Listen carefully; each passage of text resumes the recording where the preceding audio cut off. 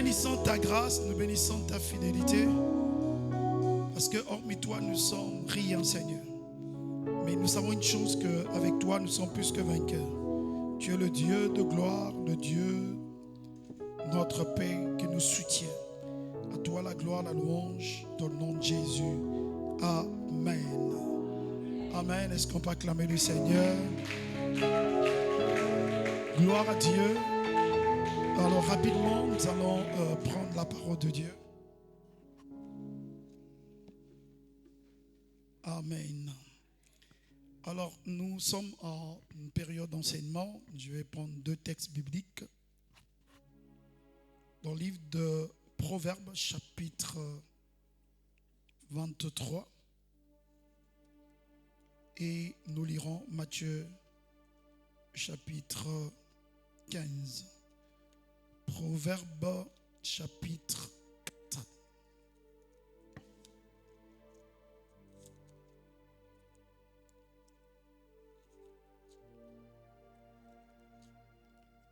Proverbes, chapitre 4, verset 23.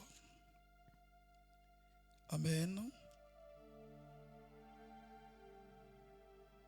Proverbes, chapitre 4, verset 23. On va prendre à partir du verset 20 pour rester dans le contexte. Amen. Alors, Proverbe 4, verset 20, la Bible dit: mon fils, sois attentif à mes paroles, prête l'oreille à mes discours, qu'ils ne s'éloignent pas de tes yeux, garde-les dans le fond de ton cœur, car c'est la vie pour ceux qui les trouvent, c'est la santé pour tout leur corps. Garde ton cœur plus que toute chose, car de lui viennent les sources de vie. Amen. Amen.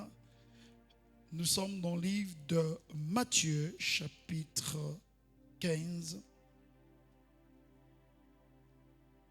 Matthieu, chapitre 15.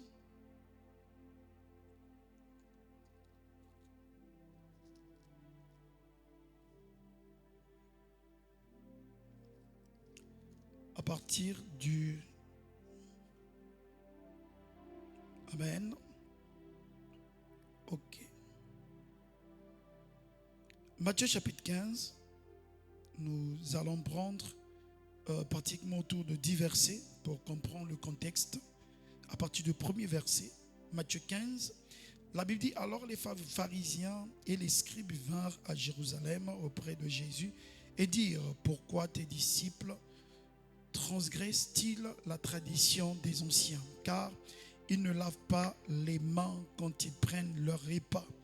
Et il leur répondit: vous, pourquoi transgressez-vous le commandement de Dieu au profit de votre génération? Car Dieu a dit: honore ton père et ta mère, et celui qui maudit son père ou sa mère sera puni de mort. Mais vous dites que celui qui dira à sa mère ou à son père ou à sa mère: ce dont j'aurais pu t'assister dans une offrande à Dieu, n'est pas tenu d'honorer son père ou sa mère. Vous annulez ainsi la parole de Dieu au profit de votre tradition. Hypocrite, Ésaïe a bien prophétisé sur vous quand il a dit: ce peuple m'honore des lèvres, mais son cœur est éloigné de moi. C'est en vain qu'il m'honore en enseignant des préceptes qui sont des commandements d'hommes. Ayant parlé à lui, la foule lui dit: écoute et comprends. Ce n'est pas ce qui entre dans la bouche qui suit l'homme, mais ce qui sort de la bouche, c'est ce qui suit l'homme. Alors l'un s'approchait de lui: sais-tu que les pharisiens ont été scandalisés des paroles qu'ils ont entendues?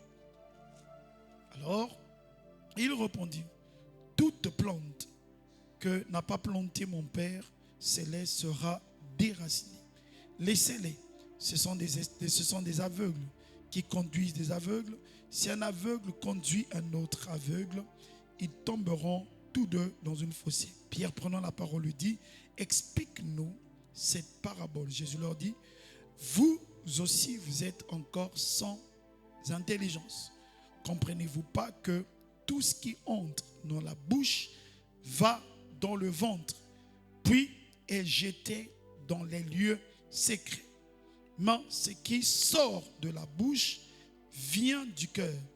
C'est ce qui suit l'homme, car c'est du cœur que viennent les mauvaises pensées, les meurtres, les adultères, l'impudicité, les vols, les faux témoignages, les calomnies. Voilà les choses qui suivent l'homme. Mais manger sans laver les mains, cela ne suit pas l'homme. Amen. Est-ce qu'on peut acclamer la parole de Dieu pendant que nous sommes en train de nous asseoir, s'il vous plaît? Soyez les bienvenus à l'église Centre Missionnaire Lumière de Nation 6 MLN. Nous sommes une église où l'on retrouve l'amour et la présence de Dieu afin d'éclairer les nations par l'action du Saint-Esprit. Amen. Amen. Alors, soyez les bienvenus dans notre enseignement, jour d'enseignement. Et je suis très heureux d'être avec vous. Et j'aimerais premièrement bénir le Seigneur pour tout le peuple de Dieu. Pour la semaine passée, ce que nous avons pu réaliser, c'est vrai, c'était brusque, c'était pas trop. On n'a pas pu tout réunir par la grâce de Dieu. Mais ce que nous avons pu faire, c'était pas possible. Je le dis bien encore, c'était pas possible de réunir ces hommes de Dieu et tout ça. Mais nous avons pu quand même atteindre aux 80% de l'objectif grâce à vos prières, grâce à ce que vous avez apporté, grâce à votre sacrifice, grâce à vos temps de sacrifice, de disponibilité et le temps que vous avez donné. Pour certains encore leur bien, pour certains encore ils se sont sacrifiés des nuits blanches. Est-ce qu'on peut acclamer le Seigneur pour ça? Que Dieu vous bénisse. Amen. Amen. J'aimerais vraiment encourager que nous puissions voir un peu plus. Amen. Amen. Ce que nous avons fait, si cela a été réussi, alors maintenant nous devons travailler pour que les prochaines soient 10 fois réussies, ce que nous avons pu faire.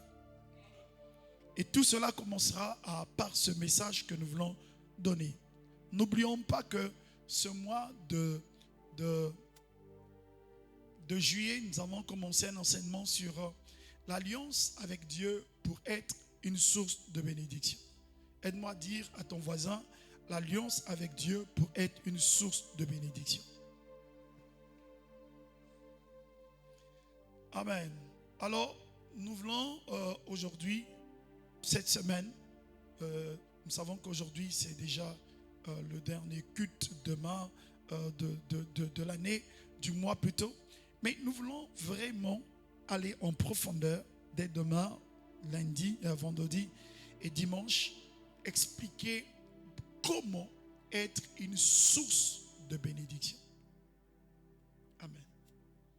On a parlé que nous avons rencontré Dieu qui a transformé notre Mara en 12 sources, en eau douce, et qui nous a donné 12 sources. Et nous avons vu les 12 sources. Je crois que nous avons abordé pratiquement tout, nous avons prié. Et il y avait un sous-thème que nous n'avons pas abordé, mais sur WhatsApp, on a abordé la différence qui existe entre la prophétie et la bénédiction. Il y a une différence entre la parole prophétique qui est annoncée dans ta vie et la parole de bénédiction qui est annoncée dans ta vie. Alléluia. On peut prophétiser sur toi, ça peut ou n'est pas s'accomplir. Il y a une différence. La prophétie, c'est Dieu qui montre, qui parle. Mais beaucoup de prophéties n'arrivent pas à comprendre, s'accomplir. Pourquoi? Parce que ceux qui écoutent la prophétie ne travaillent pas pour l'accomplissement d'une prophétie. Je crois que tu devais dire Amen. On peut te dire que demain tu vas aller en France, que demain Dieu fera, mais tant que tu ne vas pas commencer toi à être dans les dispositions de pouvoir recevoir cette prophétie s'accomplir, mon frère, tu vas rester ici au Congo jusqu'à ce que les moments vont arriver, ça ne va pas arriver. C'est pour cela que vous remarquerez les gens, on peut prophétiser que tu vas devenir millionnaire et tu attends les milliards de saints du ciel. Non, tu dois commencer à fournir les efforts dans la prophétie. C'est pour cela que beaucoup de personnes ont beaucoup de prophéties dans leur vie, mais ils ne fournissent pas d'efforts et ils ne voient pas l'accomplissement de leurs prophéties. On peut annoncer des prophéties selon Dieu dans ta vie. Oui, Dieu a parlé, mais il y a dans la prophétie la part de Dieu et la part de l'homme. Donc l'homme doit travailler pour la prophétie. C'est pour cela vous devez savoir 3 choses avant que j'aborde ce que je vais enseigner, pour ne pas dire 4 choses pour l'accomplissement d'une prophétie. L'accomplissement d'une prophétie dans votre vie, premièrement, vous devez savoir quand on libère une prophétie dans votre vie, vous devez premièrement apprendre à écrire la prophétie. Beaucoup de gens n'arrivent pas à voir l'accomplissement, parole de connaissance, prophétie, parce qu'ils n'écrivent pas et ils oublient la prophétie.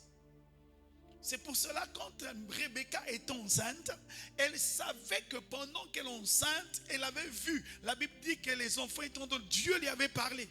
Et quand le temps est arrivé, elle s'est souvenue de la prophétie parce que Isaac voulait bénir Ésaü. Il dit non. Il appelait Jacob. Il dit à Jacob, va, je vais préparer, tu vas te présenter parce qu'elle avait su la prophétie. Qu'est-ce qui a été dit dans ta vie que tu as oublié? C'est pour ça que nous nous retrouvons avec des chrétiens on a beaucoup prophétisé, mais ils ont tellement oublié au point où leur choix a transformé la prophétie en malédiction. Je suis encore avec la prophétie. Je ne sais pas si je vais aborder ce que je vais dire, mais Dieu me met à cœur de vous expliquer la différence entre la prophétie et la parole. Si cela marche, gloire à Dieu, je pourrais aborder. Mais si ça ne marche pas, j'explique d'abord la prophétie. Donc, premièrement, il faut écrire la prophétie. Dis avec moi, écrire la prophétie. La Bible dit, écrivez la prophétie. Écris la prophétie. C'est la première attitude à faire. La prophétie peut être dans un songe, une vision. La prophétie peut être une parole libérée par quelqu'un. Vous devez avoir des cahiers de prophétique avec vous parce que lorsque vous vivez un songe, une vision, écrivez parce que votre esprit, votre mémoire n'est pas un disque dur parce qu'il y a des moments où vous pouvez oublier et que vous passez à côté de la prophétie. Vous êtes à l'intercession, il faut écrire. Vous êtes quelque part, qu'est-ce que Dieu a dit? C'est la première attitude lorsqu'on veut vivre l'accomplissement d'une prophétie. Qu'est-ce que Dieu a dit? Beaucoup des hommes de Dieu viennent ici, ils prêchent, ils parlent à Saint-Mélène, mais Dieu dit toujours quelque chose. Mais est-ce qu'on prend le temps de lire et de noter? La Bible dit à l'époque, ils avaient des registres et qu'ils pouvaient lire la prophétie. C'est pour ça que Jésus est rentré dans le temple, il a pris le livre d'Ésaïe parce que c'était une prophétie, parce qu'Ésaïe était un prophète, et Jésus rentre dans le temple, la Bible dit, on lui présente le livre d'Ésaïe, et il lit la prophétie, et il dit, la prophétie s'est accomplie aujourd'hui. Comment pouvez-vous reconnaître que Dieu est en train de vous parler si vous ne lisez pas, si vous n'avez pas écrit plutôt? Premier niveau, pour une prophétie, il faut écrire. Deuxième, il faut la lire. Si vous ne lisez pas la prophétie, vous allez l'oublier. Dans l'école, on nous disait que la répétition est la mère de science. Vrai ou faux? Vous savez, je prends un exemple.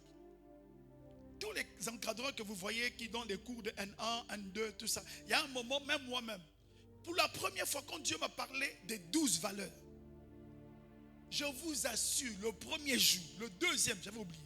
Heureusement, j'avais écrit. J'ai eu du mal à retenir les 12 valeurs.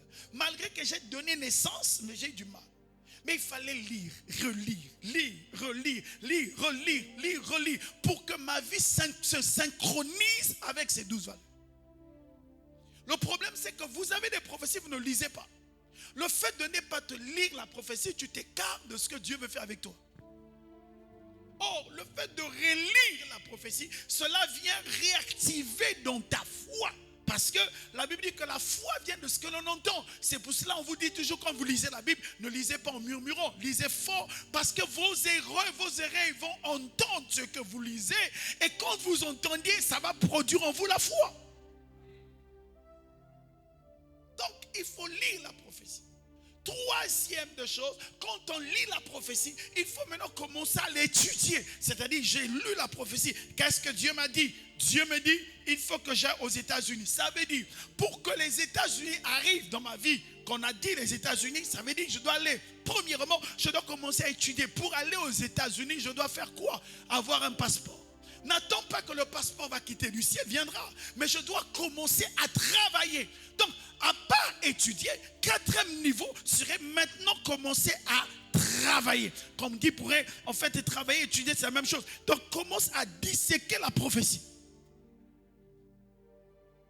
Est-ce que c'est une prophétie à court terme? Est-ce que c'est une prophétie à long terme? Est-ce que c'est une prophétie immédiate? Beaucoup ne le connaissent pas. Toute prophétie ne s'accomplit pas au même moment. Donc quand tu vas disséquer la prophétie, tu vas comprendre que cette prophétie c'est à long terme. Ça veut dire que Dieu n'a pas parlé maintenant. Dieu a parlé, mais je dois attendre. Ça veut dire que ce que Dieu a dit, c'est peut-être dans une semaine. Ça veut dire que ce que Dieu a dit, ça, c'est pas moi. Peut-être mes enfants qui vont le vivre. Il y a des prophéties que Dieu vous a dit, c'est pas vous qui allez le vivre. Amen. On est déjà à combien? 4. Cinquième, c'est la prophétie. Quand tu es en train de travailler pour que la prophétie s'accomplisse, il faut que tu développes en toi la patience. La Bible dit, même si la prophétie tarde, ça veut dire qu'elle peut être à long terme ou à court terme, ou la prophétie arrive, mais il y a des choses qui sont en train de retarder la prophétie. Il faut l'attendre. Ne soyez pas comme Sarah. Dieu vient lui parler, lui dit que tu vas devenir enceinte, elle boude. Abraham, Dieu lui a parlé, mais Sarah ne voyait pas, n'attendait pas le bon moment. Elle a dit, prends. La précipitation, souvent quand on veut trouver nous-mêmes des solutions sur les prophéties, Dieu ne vous fera pas sa grâce. Parce que la Bible dit, Dieu ne partage pas sa grâce avec les... avec les hommes. Est-ce que quelqu'un me comprend? Et enfin la dernière, c'est croire sur la prophétie. Les prophéties ne pourront jamais s'accomplir si vous ne croyez pas. Je peux prophétiser si je vois ton mariage. Je vois ton mariage, on vient de t'épouser, un homme va quitter la ville, va te rencontrer, tu vas rencontrer Dieu. Ok. Tu vas rencontrer Dieu à Pont-Noire et tout. Maintenant imagine-toi. Je t'ai parlé de Pont-Noire. Toi, tu te dis, bon, tout ce que le pasteur a dit là, il m'a prophétisé. Ok. Moi, je quitte Pont-Noire. Je veux moi en Kin. Mon frère, tu vas rester à Kin. Ce n'est pas le lieu où la prophétie doit s'accomplir. Parce que dans la prophétie, il y a des indications. Dans la prophétie, il y a le lieu, la durée, le comment et comment Dieu manifeste dans la prophétie. Et je parle à quelqu'un. C'est pour ça que c'est important. Donc, la prophétie, c'est ce que Dieu te révèle. Maintenant, la différence, comme nous l'avons dit, c'est la bénédiction qui est libérée. Nous avons vu les 12 bénédictions. La différence, c'est que la bénédiction n'est pas une prophétie, mais elle est le poids qui pèse sous ta vie, peu importe là où tu pars. La prophétie aura un lieu, mais la bénédiction t'accompagne partout. C'est pour cela. La Bible dit que Joseph, en fait, était source de bénédiction. La Bible dit, partout, tout ce qu'il faisait, lui, réussit. Est-ce que vous voyez la différence? Joseph, qui l'a béni? Son père. Qui a déclaré sur lui? Son père. Son père a fait une tunique exceptionnelle et il a béni Joseph. Joseph est arrivé, ses frères l'ont vendu. Mais après, il s'est passé une chose. C'est que lorsque Joseph est vendu, la Bible dit qu'il est rentré même dans la maison de Potiphar. Ce n'est pas une prophétie, mais Joseph est un porteur de bénédiction. Ça veut dire qu'il arrive dans la maison de Potiphar, tout ce qu'il fait réussit. On le déplace à la maison de Potiphar, on l'accuse, il y a un problème. Il se retrouve où? En prison. Même en prison, il prospère. Est-ce que quelqu'un me saisit? Ce n'est pas une prophétie, mais c'est la bénédiction qui marche avec lui. D'où la bénédiction qui marche avec toi. Lorsqu'on libère une bénédiction sur ta vie, elle devient un poids qui marche avec toi. Peu importe l'endroit, ce poids doit se manifester. C'est pour ça que vous remarquerez, il y a des gens, quand on t'a maudit, tu changes, on te donne l'eau, on te donne l'argent, on te donne l'endroit, on te donne tout. Il n'y a rien qui marchera. Pourquoi? Parce qu'il y a un poids qui est sous ta vie. C'est pour cela quand l'homme de Dieu qui sait que tu as une malédiction, quand il identifie, il n'enlève pas l'environnement de malédiction, non, mais il enlève le poids de malédiction par l'autorité de la parole. En quelque sorte, il vient déclarer une parole de bénédiction qui doit chasser une parole de malédiction. C'est pour cela Jésus sur la croix, la Bible dit que Jésus s'est fait malédiction pour que lui, la bénédiction qui est en lui, vienne dans nos vies. Comme nous disons que la terre a horreur du vide, mais dans le monde spirituel, il ne peut qu'avoir, soit c'est la bénédiction ou la malédiction. Il n'y a pas de neutralité, non, moi je suis neutre, je n'ai rien. Non, il y a quelque chose, soit tu es béni, soit tu es maudit. Je parle à quelqu'un. Est-ce que quelqu'un me comprend? C'est pour ça que vous remarquerez, beaucoup de personnes, ils peuvent avoir l'argent, ils peuvent avoir des choses, mais comme il y a un poids de malédiction sur leur vie, tout ce qu'ils font ne réussit pas.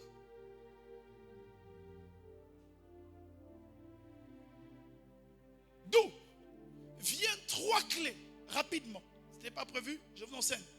D'où viennent 3 clés.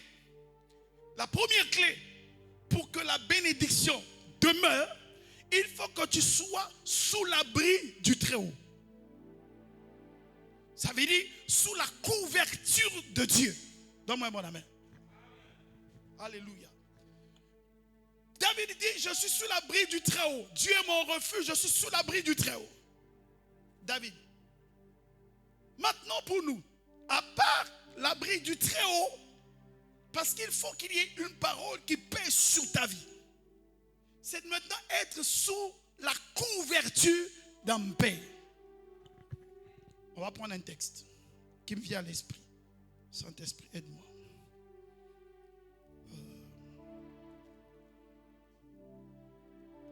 Quel texte. Merci. Actes des apôtres.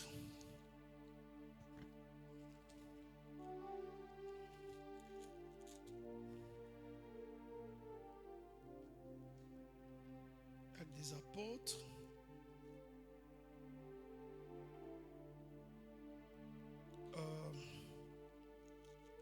Vers chapitre 27.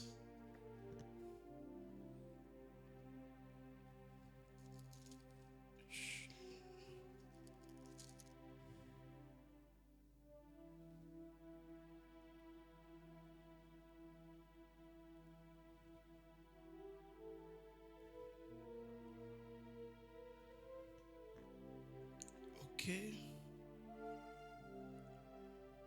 D'accord. À partir du verset 15, je cherche le verset. Celui qui va arriver plus, là où Paul dit ne craignez rien. Ok, d'accord. Verset 23. Donc je prends à partir du verset 20. J'en parlerai plus tard. La Bible dit que le soleil et les étoiles ne peuvent pas pendant plusieurs jours. Et la tempête était si forte et que nous perdîmes enfin toute espérance de nous sauver. On n'avait pas mangé depuis longtemps. Alors Paul se tenait au milieu d'eux. Il leur dit, homme, il fallait écouter. Il dit bien, homme, il fallait m'écouter et de ne pas partir à Crète afin d'inviter ce péril et de ce dommage. Il fallait m'écouter. Paul est en train de parler à des hommes qui étaient avec lui. Est-ce que quelqu'un me saisit? Ok, on avance. Verset 22. La Bible dit, et maintenant je vous exhorte, prenez courage, car aucun de vous ne périra. Il n'y aura de perte que celle de navire. Paul est en train de rassurer les gens qui voyagent avec lui pour dire, personne ne va périr. Ok? Est-ce que c'est clair? C'est Paul qui parle, effectivement. On va voir le verset 23 pour comprendre pourquoi Paul le dit. Le verset 23 dit, il dit maintenant, un ange de Dieu à qui j'appartiens et que je sers m'est apparu cette nuit. Un ange de Dieu est apparu à qui? On est en train d'étudier Paul. Alors, il lui dit, et il m'a dit, Paul, ne crains point. Il faut que tu comparaisses devant César. Et voici, Dieu t'a donné tous ceux qui naviguent avec toi. C'est pourquoi, ô homme, rassurez-vous, car j'ai cette confiance en Dieu, qu'il en sera comme il m'a dit, mais nous devons échouer sur cette île. Paul est en train de rassurer. En réalité, c'est à cause de Paul que les gens ne sont pas morts. Paul dit, on m'a dit, vous n'allez pas mourir. C'est lui en fait. L'ange lui dit, Paul lui dit, ne crains rien. L'ange lui dit la nuit, il est apparu, il lui dit, ne crains rien, parce que la Bible dit, il dit que tu comparais devant. Voici, Dieu t'a donné tous ceux qui naviguent avec toi. Donc ça veut dire que tous ceux qui naviguaient avec Paul étaient sous la couverture de Paul. Si Paul tombait, eux aussi ils tombaient. Mais comme Paul avait une mission de comparaître, qu'il pleuve ou non, ils ne peuvent pas mourir dans ce bateau parce que Paul doit comparer. J'aimerais dire à quelqu'un, quand tu es sous la couverture de quelqu'un, d'un homme de Dieu, tu es en sécurité. La couverture, Paul ici était la couverture de ceux qui étaient dans le bateau. Un homme de Dieu devient une couverture de ces personnes. Paul leur dit, vous ne m'avez pas écouté, vous êtes partis. Si vous m'avez écouté, vous ne devez pas avoir ce genre de dégâts. C'est pour cela, l'écoute est importante dans la marche chrétienne. Paul était leur couverture. Ça veut dire que tout ce qui pouvait arriver, la tempête pouvait monter comme elle veut. Elle pouvait faire tout ce qu'elle pouvait faire, mais elle ne pouvait pas toucher leur vie parce que Paul était là. J'aimerais dire à quelqu'un, il y a des endroits où le fait que le pasteur, tu as le pasteur Sonny qui est là, tu sais que tu es sous sa couverture. Il y a des choses qui ne pourront pas arriver dans ta vie. Donc, donne-moi un bon amen. Ta manière de dire amen. C'est ça que vous allez remarquer dans toute la Bible. Jésus était la couverture de la barque. Donc, malgré la tempête, les disciples après disent, mais toi, et ils ont oublié. Ils ont dit, regardez quand les disciples disent, tu ne vois pas que nous mourons et tu dors. Donc, on voit deux types de personnes. Des gens qui sont paniqués et quelqu'un qui est dans un repos d'assurance. Il sait que rien ne va arriver parce qu'il est dans la barque. Jésus dort pour lui calmement parce que ils vont s'agiter. Mais la personne sait que lui, il est la couverture de ces personnes. Tant qu'il est dans la barque, ils ne vont pas mourir. J'aimerais dire à quelqu'un, tant que tu es sous la couverture de quelqu'un, tu ne mourras pas. C'est pour cela, dans ce principe simple, quand vous ne le connaissez pas, quand un homme de Dieu, ton pasteur, ne déclare rien, tu peux avoir des problèmes spirituels. Maintenant, il faut savoir si la couverture, elle est essentielle. Ou c'est toi-même qui cherches ta couverture. C'est pour ça que vous remarquez, il y a des gens qui quittent de gauche-droite, qui partent à gauche-droite. Et ils cherchent une couverture parce en fait, ils cherchent de se protéger. Ils tissent des alliances. C'est pour ça que Paul dit, même si vous pouvez avoir 10 000 maîtres, mais vous n'avez qu'un seul Père qui vous a engendré. Ça veut dire, Paul ne met pas, il met la différence entre ce qu'on appelle les mentors et un père. Les mentors peuvent te consoler, ils vont te dire, mais la bénédiction, c'est le Père qui le libère. Je libère sur ta vie que ta vie ne sera plus pareille. Dans le nom de... C'est pour ça la différence. La prophétie, on va te prophétiser. Mais lorsqu'un père libère une parole, cette parole va peser pour toi pendant longtemps. C'est pour ça que la Bible dit, honore ton père et ta mère pour que tu vives longtemps. Vous allez vous rendre compte qu'il y a des gens qui apprennent à honorer leur pasteur, leur père. C'est pour ça qu'il y a certains qui n'appellent plus pasteur, ils appellent papa. En réalité, ils ont adopté ce pasteur comme leur père. Ils ne peuvent rien faire sans que le père lui dise, oui, ne fais pas ça, fais ça. Parce qu'ils savent que la bénédiction se cache derrière les paroles d'un père. C'est pour cela qu'Isaac veut bénir. Le problème de Jacob et d'Ésaïe, c'était seulement une parole. Ce n'était pas les biens. Ce n'était pas les voitures, ce n'était pas les biens, ce n'était pas tout ce qu'il avait. Isaac n'avait pas l'or, il n'a pas dit je vais donner les champs, je vais donner l'argent. Non, c'était juste, ils étaient en train de courir une parole qui doit libérer dans la vie de l'homme de Dieu, de leur père. Frères et sœurs, il n'y a qu'une seule parole. Quand ton père dit, il dit, j'aimerais, ce fils-là m'a fait du bien, que le ciel s'ouvre. Tu n'auras pas besoin de beaucoup de prières. Il y a un certain nombre de choses que tu vas en retraite, chercher des retraites. La chose se trouve juste, que le cœur de ton père soit dans la joie. C'est là où intervient la couverture spirituelle. C'est pour ça que vous remarquez, Jacob a été béni. Ésaü est venu chercher. Il a seulement dit la parole. Mais je prie Dieu, que le Dieu qui nous a fait grâce d'atteindre 8 ans, que ce Dieu multiplie tes entrailles, multiplie l'ouvrage de tes mains, qui te rende multiple au centuple. Si tu étais venu ici sans rien, sans quoi, sans travail, je prie Dieu, dans les jours qui vont venir, dans les 6 mois qui restent de l'année ou 5 mois, ta vie doit connaître une expansion, ta vie doit connaître une distinction, ta vie doit connaître un temps de restauration. Tu diras, oui, je suis arrivé à Saint-Mélène, il y a des choses qui ne marchaient pas, mais depuis un moment, je sens que j'honore l'homme de Dieu, ma vie est en train de monter. J'aimerais dire à quelqu'un, ta vie ne sera plus pareille au nom de... Ta manière de dire amen me confirme. Je vous assure que la couverture spirituelle existe. On me disait, Sonny, tu es devenu comme un Ngama. Ça veut dire comme un esclave de pasteur Ngami. Je ne pouvais pas aller en mer sans passer chez le pasteur Ngami qui prie pour moi. Je vais vous donner le secret. Alors, est-ce que je peux parler? Bon, je vais garder pour une autre saison.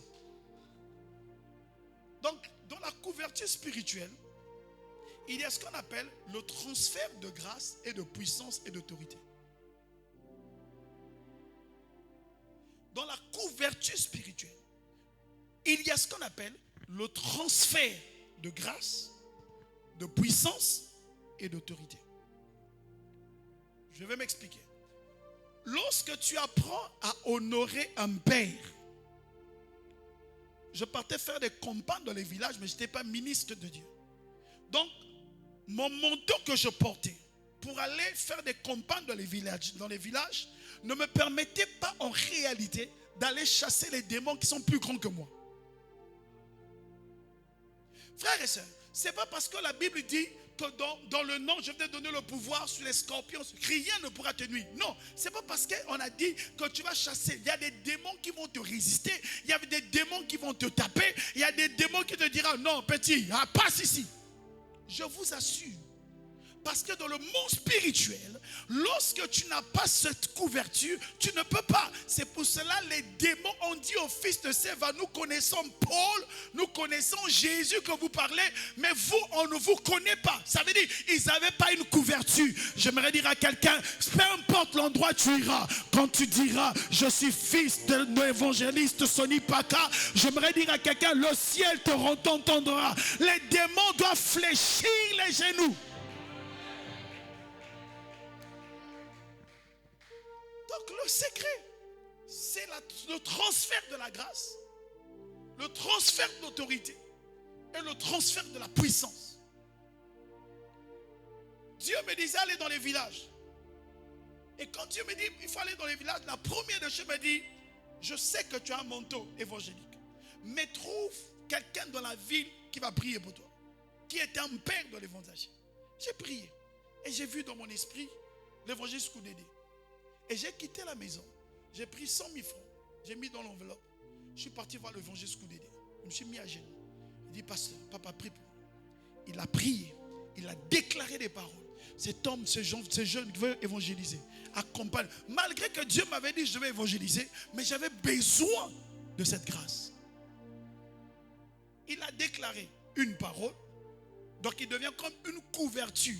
Quand je veux me présenter quelque part, s'ils disent, ils voient, ça c'est un jeune, il n'est pas encore ministre, mais il y a une couverture, une prière qui m'accompagne. Deuxième, je ne pouvais pas aller si Papa Ngami n'a pas prié pour moi. Vous pouvez aller vous renseigner. chaque mission, il fallait que lui, il prie. On partait le voir. Prie pour nous avant de partir. Je dois fléchir les genoux, que lui, il impose les mains. Ça veut dire quand il prend ses mains, il impose, il transfère son autorité de pasteur sur ma vie. C'est pour cela que beaucoup échouent. J'ai fait des campagnes. Je suis parti à Mvouti. Là où il y a des sorciers. Je n'avais pas peur parce que je sais que j'ai mon père spirituel. J'ai aussi Papa Ngami qui a déclaré. Ça veut dire que quand je me positionne, je ne me positionne pas seulement avec la grâce que Dieu m'a donnée. Je me positionne avec la grâce de l'évangéliste, avec la grâce du pasteur. Et là, quand tu parles aux identités, aux esprits, ils t'obéissent. Mais quand tu n'as pas une couverture, comme les fils de Séva, on ne te connaît pas. C'est pour ça, ne vous engagez pas sur des choses si vous ne maîtrisez pas. C'est pour ça que vous verrez beaucoup de gens, ils meurent dans le ministère, ils meurent dans l'œuvre, ils meurent dans la marche avec Christ. Tu n'as pas de couverture. Donc on te transfère cette grâce, l'autorité et la puissance. Regardez. Si il vous arrive d'enlever l'œil, vous mettez l'œil au pied, vous enlevez votre orteil, vous mettez dans l'œil, ça va créer quoi? Moi j'appelle ça un monstre. Du côté de l'œil il y a l'orteil, là où l'orteil c'est l'œil, c'est un désordre. C'est pour ça que quand tu n'es pas un ministre, tu ne peux pas te positionner partout. Mais par contre, s'il y a une chose que vous pouvez retrouver dans tout votre corps, même quand on lève des cheveux bizarrement, il y a quelque chose qui sort. C'est quoi? Le sang. Le sang circule dans tout le corps. Il va vers le poumon, le cœur pompe et le sang circule dans tout le corps. Le sang, c'est l'image des ministres de l'évangile qui doit circuler partout. Donc si tu n'as pas cette couverture, les démons ils savent. S'il y a un principe que les démons obéissent, c'est le principe de l'autorité. C'est pour ça, faites attention. Quand vous n'avez pas ce principe d'autorité, vous pouvez échouer dans l'appel, dans le ministère ou dans l'exercice du ministère. Amen. Amen. Est-ce que quelqu'un m'a compris? Est-ce que quelqu'un peut acclamer le Seigneur?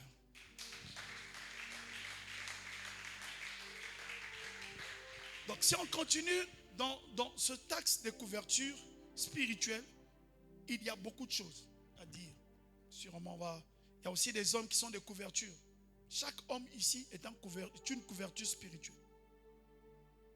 Moi, je suis la couverture de toute l'église, mais dans vos familles, dans vos maisons, c'est d'abord l'homme avant la femme.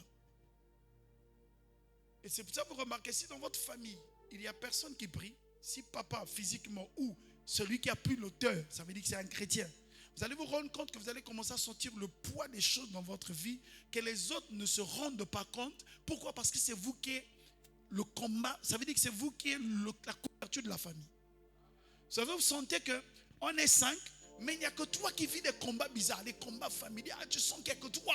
Ça veut dire que c'est toi qui as la couverture. Donc on sait, si on veut atteindre tout le monde, on doit d'abord te détruire. C'est pour ça que j'aimerais dire à quelqu'un, ne te relâche pas, dire, il n'y a que moi que je vis des attaques dans la famille. Là, pourquoi? Non, c'est une grâce, c'est que Dieu t'a positionné. Tu es la couverture spirituelle de votre famille. Si les autres n'arrivent pas, ce n'est pas parce qu'ils n'ont pris pas, ils prient, mais ils n'ont pas le niveau de l'autorité que Dieu t'a déposé. J'aimerais dire à quelqu'un, il y a des moments où il ne faut pas bouder. Tu boudes parce que Dieu t'a dit, rends en retraite, prie pour ta famille. Tu boudes parce que Dieu t'a dit, il faut rentrer. Parce que tu ne te rends pas compte que tu es une couverture dans un niveau spirituel. Comment reconnaître qu'on a une couverture? C'est au fur et à mesure que les gens viennent trouver l'abri à toi. Frères et sœurs, tout le monde, les gens sont tellement discrets, ils n'aiment pas dire leurs problèmes à tout le monde s'ils ne trouvent pas qu'en celui que je dis, je peux trouver une solution. Tu te poses une question. Pourquoi un tel quitte là-bas, m'appelle dans la famille, un tel m'appelle. Pourquoi il m'appelle comme moi? Il peut appeler quelqu'un d'autre. Mais si on t'appelle, ce n'est pas pour que tu boudes. Ce n'est pas parce que tu n'as pas l'argent. Mais si on t'appelle, ce n'est pas parce que tu as l'argent. C'est parce que tu as l'autorité. Parce qu'en toi, il y a une couverture spirituelle que Dieu a déposée. Arrête de bouder, arrête de pleurer, arrête de pleurnicher. Pourquoi moi? Pourquoi ces problèmes tombent comme sur moi? Non, c'est le moment, il faut commencer à grandir. Si Dieu permet ces choses, c'est pour que moi je prie. Si Dieu permet ces choses, c'est pour que je m'incline à prier. Parce que je sais une chose, lorsque je vais prier, le Dieu répondra. J'aimerais dire à quelqu'un, lorsque tu rentres dans l'appel que Dieu t'a appelé, le ciel entend tes cris. Et c'est là où on voit des problèmes dans les églises. Quelqu'un, tu peux être une couverture. Ça veut dire que le pasteur, il subit, mais il y a des gens qui sont des piliers. Lorsque Moïse monte à la montagne, il y a des gens qui vont combattre. Ce n'est pas Aaron et Myriam qui sont allés combattre. Non, parce que la Bible dit, Moïse a dit, choisis des hommes. Dieu a dit à qui? À Josué. Josué choisit. Mais toi, on t'envoie, tu dis, moi, il n'y a que moi, il n'y a que moi. Non, il n'y a pas que toi, parce que Dieu t'a positionné. Et bien, vous allez vous rendre compte que Aaron et Our étaient en train de tenir les mains de Moïse. Pourquoi? Ils étaient le support de Moïse. C'est pour ça que vous pouvez être dans une église, tout le monde peut négliger. Tout le monde peut, le pasteur va prier. Ça c'est pas mon rôle. Ça c'est pas mon rôle. Non, Dieu montrera certaines faiblesses à certaines personnes. Ce n'est pas pour critiquer l'homme de Dieu, mais c'est pour leur placer comme des supports qui doivent être là pour prier. Pour dire non, c'est lui, c'est l'homme de Dieu que Dieu a choisi. Je suis là pour tenir sa main. Même s'il est tombé, même s'il est faible, même s'il est ceci. La Bible dit, Aaron où on prie la main, ils priaient. Parce qu'ils savaient que leur couverture, c'est Moïse, mais pas eux. Mais dans notre génération, les gens, dès qu'ils voient que Moïse a baissé les mains, l'église est foutue. Ensemble, oh non, le pasteur est devenu charnel.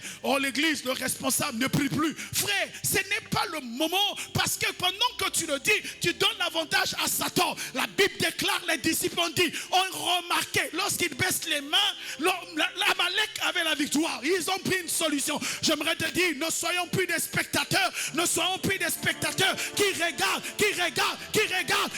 Soyons des acteurs qui doivent jouer des rôles pour pouvoir tenir les mains. Peu importe, jusqu'au soir. On ne tient pas les mains seulement pendant une heure, pendant un jour, pendant un moment, pendant une circonstance. La Bible dit, ils sont restés jusqu'au soir. Et c'est le soir que Dieu a donné la victoire. J'aimerais dire à quelqu'un, le fait que tu seras fidèle pendant longtemps, Dieu, que le ciel réponde à tes prières.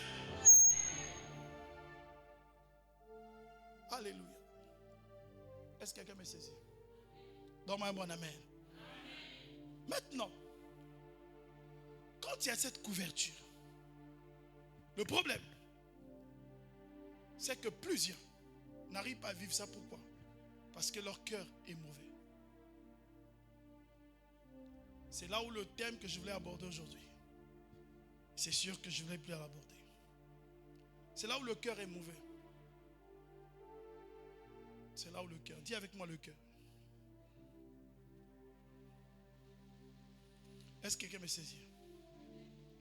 Le cœur. Dis avec moi le cœur. Frères et sœurs, beaucoup de personnes n'arrivent pas à être une source de bénédiction parce que l'état de leur cœur bloque l'expansion de la grâce dans leur vie. Amen. Dis avec moi mon cœur. La Bible dit, garde ton cœur plus que toute chose, car de là viennent les sources de vie. Garde ton cœur. Ton cœur. Matthieu 15 que nous avons lu, il se passe que c'est une histoire. Et par là, je vais prendre quelques points pour chuter et puis prier. Les disciples de Jésus n'ont pas lavé les mains quand ils sont arrivés. Les pharisiens comme ça disent, mais tes disciples ne lavent pas les mains, ils sont là, ils mangent comme ça. Et ça devenait comme une discussion entre Jésus et les pharisiens. Jésus leur dit, vous êtes aveugles, vous ne comprenez pas et tout. Et là, les disciples, Pierre revient vers Jésus et dit, attends, dis-nous d'abord, explique-nous quand même. On n'arrive pas à comprendre. Alors Jésus commence à leur dire, dans Matthieu 15, pour ceux qui nous ont rejoints, dans Matthieu 15, je vais relire. Lorsque Pierre lui pose la question, je vais tirer 3 principes et après on va prier. Amen. Alléluia. Jésus, Jésus, Jésus, tu es élevé au-dessus de tout. La Bible dit, à partir du verset 15 de Matthieu 15, Pierre, prenant la parole, lui dit, explique-nous cette parabole. Et Jésus dit, vous aussi êtes-vous encore sans intelligence? Ne comprenez-vous pas que tout ce qui entre dans la bouche va dans le ventre? C'est-à-dire les makwala que tu manges, les dukudak, le ngoki. Et là maintenant nous sommes dans la saison de, surtout à Pont-Noir, c'est le ngoulmako, à la braise, et comme on prépare le porc, rentre et descend dans le ventre. Jésus le dit. Il dit, tout ce qui entre dans la bouche va dans le ventre, puis est jeté dans les lieux secrets. Amen. Donc, il y a des lieux secrets. Pas ici les lieux d'intimité, dans les lieux secrets. Et je parle à quelqu'un. C'est jeté dans les toilettes. Il dit, ça rentre, ça sort. Mais il explique, mais ce qui sort de la bouche vient du cœur. Est-ce qu'on peut marquer une pause là? Jésus dit, ce qui sort de la bouche vient du cœur. Si vous voulez connaître le cœur de quelqu'un, écoutez ce qu'il dit. Il dit, ce qui sort de la bouche vient du cœur. Beaucoup n'arrivent pas à être des sources de bénédiction. Parce que ce qui sort de leur bouche, ce qu'on écoute, ce qu'on entend, ce que l'on dit, c'est leur cœur qui s'exprime. Mais lorsque leur cœur s'exprime en 2 temps. Un temps où le cœur supplie et un temps où le cœur révèle ce que nous sommes. Alléluia. Il dit, ce qui souille l'homme, c'est ce qui sort de sa bouche. Et n'oubliez pas, il précise, il met maintenant le 2e principe. Il dit, tout ce qui sort de la bouche vient du cœur. Le premier principe, frère, tout ce qui sort de ta bouche vient de ton cœur. Tout ce qui sort, tout ce que tu dis, tout ce que ta bouche est lié, sort, vient de ton cœur. Et je parle à quelqu'un. Est-ce que quelqu'un me saisit? Alléluia. Deuxième, il exprime le 2e point pour finir. Mais il dit ceci. C'est ce qui suit l'homme. Donc ce qui te suit, c'est ce qui vient du cœur. 2e principe. Car c'est du cœur viennent les mauvaises pensées. Les meurtres. Les adultères. L'impudicité. Les vols. Les faux témoignages. Les calomnies. Vient du cœur. La Bible dit, garde ton cœur plus que toute chose, car d'elle est une source de bénédiction. Bien-aimés dans la foi, beaucoup de personnes n'arrivent pas à prospérer, n'arrivent pas à être une bénédiction pour quelqu'un d'autre, pour ceux qui sont autour d'eux, pour leur famille, parce que leur cœur est mauvais. Parce que l'état de ton cœur est mauvais. C'est de là vient, la Bible dit, les mauvaises pensées. Beaucoup n'arrivent pas à prospérer, ils ont des mauvaises pensées. C'est pour ça que quand tu n'arrives pas, ton cœur n'est pas traité. Ta vie ne va pas s'épanouir. Alléluia. Les mauvaises pensées. Et ça vient du cœur. L'orgueil vient du cœur. Les idées arrêtées viennent du cœur. C'est du cœur, c'est de l'abondance du cœur que la bouche parle. Quel est l'état de ton cœur? Alors premièrement, vous devez savoir que le cœur est une porte. Dis avec moi une porte. En réalité, si tu veux rentrer dans un homme, tu vas découvrir l'homme a deux portes. Pour ne pas dire plusieurs portes qui permettent que l'homme rentre dans ta vie. Premièrement, les yeux. Deuxièmement, tes oreilles, ce sont des portes parce que tu entends et tu descends. Tes 5 sens sont des portes. Mais la bouche est la porte principale. C'est-à-dire que cette porte, c'est pour cela elle descend, elle vient aussi vers ton cœur. Frères et sœurs, donc vous n'allez pas apprendre à fermer la porte de votre cœur, à l'exposer, vous allez subir beaucoup de choses. Le cœur est une porte.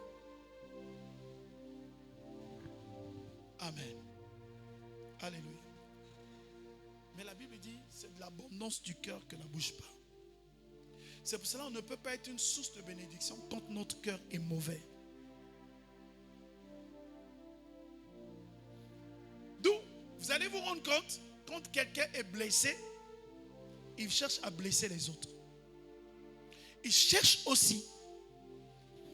Ses actions vont dépendre de son cœur. Ces mélins n'avancent pas. Ce n'est pas que Dieu ne bénit pas. Non. Je suis fort convaincu. Chaque culte que nous passons ici, la gloire de Dieu est là. Je suis convaincu. Chaque mois, quand nous nous retrouvons dans le culte de Yada, TPS, Dieu fait des miracles. Mais le problème pour nous, ce n'est pas que Dieu ne fait pas les miracles. Dieu accomplit des miracles. Mais le problème pour nous, c'est l'état de nos cœurs. Certains n'arrivent pas à vivre où ils vivent les choses, mais comme ils sont tellement orgueilleux ou comme orgueilleuses, ils disent je ne peux pas venir témoigner. Pourquoi ça que maintenant un problème? C'est ton cœur. Pourquoi? Pourquoi on dit mais c'est vraiment non parce que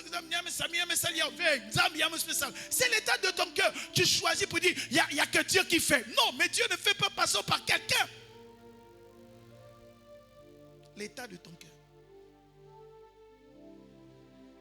Les problèmes aujourd'hui, on parle d'impudicité, on parle des vols, on parle des faux témoignages, simplement des calomnies, c'est-à-dire réduire les gens, c'est l'état des cœurs.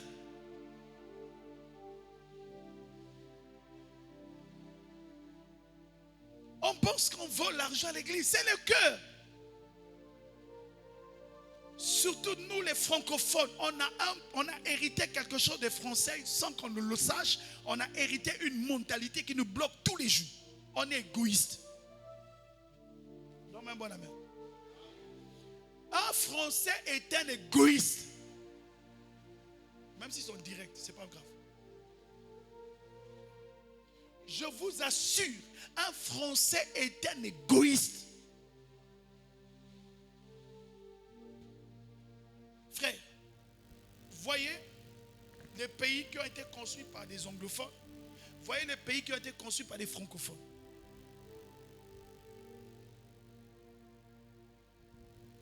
Frère, créez la différence. Vous allez à Dubaï.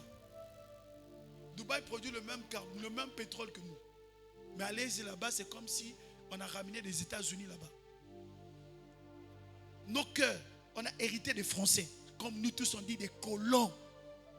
Et comme c'est des colons c'est bizarre. Eh, ma colon. Un anglophone, il peut venir se prosterner devant le pasteur.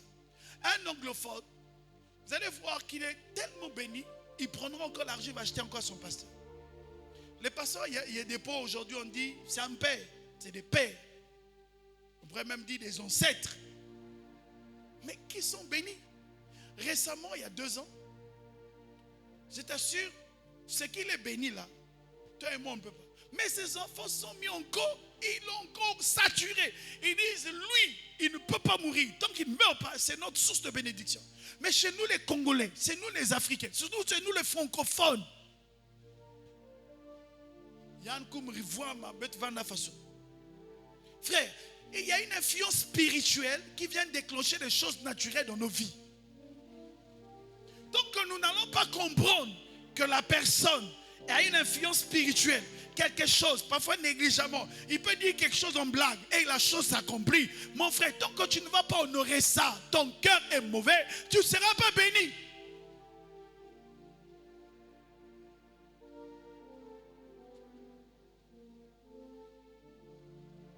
Amen.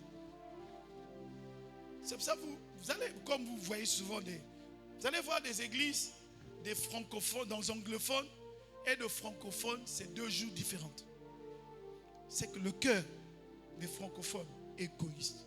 C'est des Français. Je disais dernièrement à quelqu'un, je dis, oh non, moi je travaille à Total et tout ça. J'ai dit, bon, ok, alors on va, en ville. Je lui ai dit, bon, ok, on va regarder ensemble. Regarde la direction de Total. Ça fait combien de temps ils ont fait ici? Ça fait combien de temps? Plus de 30 ans, plus de 40 ans, 50 ans au Congo. Regarde leur petit bunker là. Un petit truc qui n'a rien à voir. Regarde ce que les Chinois viennent faire. C'est le jour et la nuit. Donne-moi un bon amen. C'est pour ça les films des Français, quand on voit les films de Français, ça fatigue. Si on ne mange pas, il faut manger des camemberts. Tu vois que c'est Kakoudia.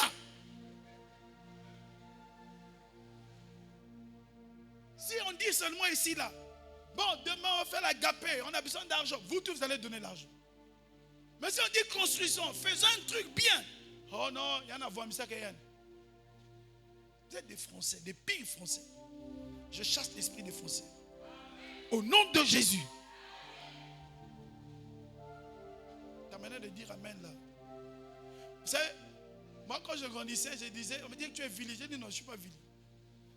Je refusais l'esprit des vili. Parce que les vili ne voyagent pas. Je refuse moi. Hey. Quand on dit que tu es comme il dit Mukongo. Mukongo a beaucoup. Boule. Maintenant, il faut n'en quoi. Maintenant, faut. Au moins, eux, ils rêvent. Les vili seulement, quand tu entends un vili dit, j'ai voyagé. Regarde bien. Alléluia. Il est allé au grand marché, il a pris le taxi. Le taxi, c'est pour Luango. Quand tu entends un vili, oh non, je suis parti en vacances. Regarde bien. Madingoukai. Donc quand tu vois un vili qui dit, bon, il est parti en France, c'est lui qui a été délivré. J'ai un gars de Total. Il est à Total. Il travaille l'argent. Mais quand on lui disait les vacances, même aller à Brazza prendre l'avion pour lui, c'était un problème. Pourquoi? Tu entends seulement, bon, je suis en vacances, je suis en vacances. Tu dis que tu es parti où? Oh non, je suis à Tchamandiassi. Hey! Alléluia. Il dit non. C'est un problème d'état d'esprit. Mais l'état d'esprit vient du cœur. Frère, au fur et à mesure que tu vas avoir ça dans ton cœur, tu bloques ta bénédiction. C'est pour cela que les églises ne prospèrent pas. C'est pour ça que les francophones ne prospèrent pas. C'est l'état du cœur. C'est pour ça que certains, on va en parler peut-être le mois prochain. Tu as des gens, le cœur est mauvais. Surtout les églises où les pasteurs travaillent. C'est chaud. Lui, il travaille. Mais que voit Misdien. Est-ce que c'est lui? Il y a une grâce qui est sur lui. Il dirait quelque chose, tu vas marcher sur cette grâce. Vous voyez? C'est l'esprit des Français. C'est pour ça que vous voyez les films des Américains, c'est l'action quoi. Tu sens la technologie, avancement. Moi, mais les Français toujours, hein, Monsieur Leboeuf, Leboeuf, toujours camembert, vin, ils mangent, ils font des... Miséricorde. Alléluia.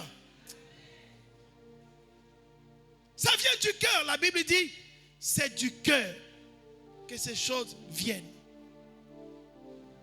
Et quand ça vient dans notre cœur, la Bible dit, les mauvaises choses, les mauvaises pensées, quand on a des mauvaises pensées, les meurtres, l'adultère, l'impudicité, le vol, les faux témoignages et calomnies. Voilà ce qui suit l'homme. Mais manger sans être lavé les mains ne fait rien. Alléluia.